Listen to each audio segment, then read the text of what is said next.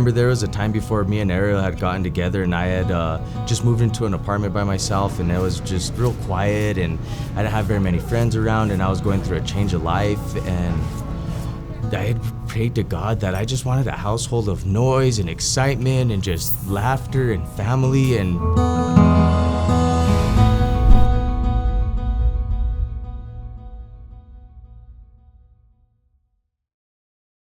so me and Ariel met 13 years ago.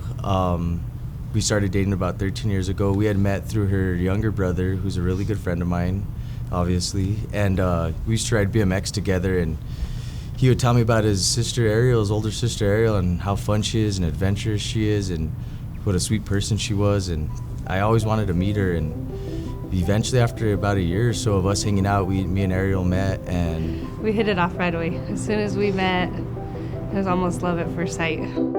We were trying to find a church. We were in between studying or going to a Catholic church and finding a church that fit our family. And my son Elijah was going to a NDI summer program. They were at a dance class together, and we had mentioned something about our faith, and he was like, "Oh, where do you guys go to church?" And Vertical Church was having their 4th of July a barbecue picnic here at church, and he invited us, and we spoke with Pastor Zach at the 4th of July picnic and pretty much fell in love with it at first sight too. And it just felt like home. It felt right, like we could connect with people here, and we got to see the same faces time after time, which made it feel real welcoming, and that pretty much got us synced, and we found our home here.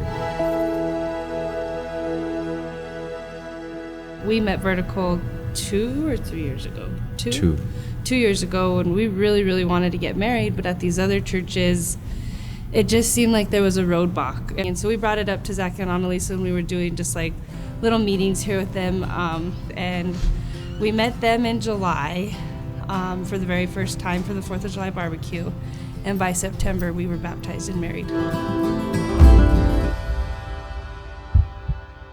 Unfortunately, back in 2015, we lost our daughter when she was supposed to be born. During her labor, yeah. We went full term with her pregnancy, first baby, yeah, and we actually left it a secret, so we didn't even know we were going to have a girl or a boy, or we had no clue. And coming down to labor, my water broke. We were ready to have her come home. We left the dog saying, "You guys better be ready. We're coming home with the baby." And unfortunately, through the labor, something happened where they lost too much blood, and they couldn't get enough oxygen and blood back in there to resuscitate her. Yeah, and so they put me out, and I woke up to Rob telling me she didn't make it. And that's when we found out it was a girl, and she actually joined God in heaven a lot sooner than we all had planned. We almost lost Ariel too. It was a scary moment. It was the hardest thing I've ever been through.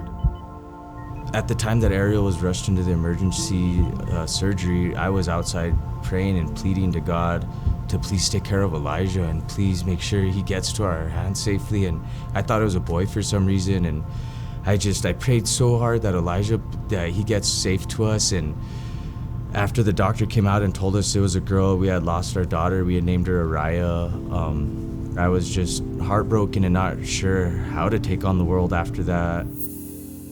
We had gone through probably a year or two where I was just hurt and heartbroken with God not answering my prayers and not taking care of our baby. One day I was at work, and one of my friends had offered me to go to a Bible study that he does on Fridays, and I knew I had kind of lost my relationship with God after losing our daughter. And during that Bible study, the Pastor Tom that had kind of led it, he had just reminded me that Jesus was always for us, and he did die for our sins, and he was always going to be there for us, and our timeless God will never change. Even though our seasons change, he'll always be there.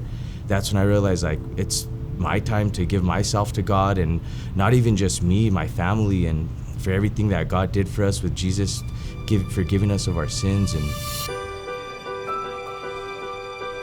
2 years later, we were blessed with Elijah, and we are definitely blessed with our boys. Our boys are the light in the room. Elijah is so loving and caring. He has such a big heart. He always wants to forgive, and he always forgets. And Jeremiah is just this huge ball of energy that always just keeps us going and always keeps us laughing when times bring us down. And Elijah's the sweetheart. He's so loving, and he reminds us how to love.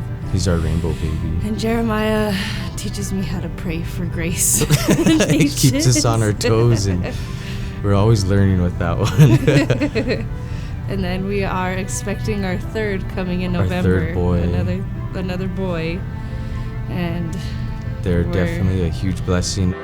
They say God only gives you what you could handle, and I had heard on one of the radio stations they said sometimes God gives you more than what you could handle, so you lean on Him more. And that was definitely true in our situation, where we've just put all our weight into God, and I need Him to hold my hand and walk me like a child across the street, and I can't do it without Him. I know I couldn't.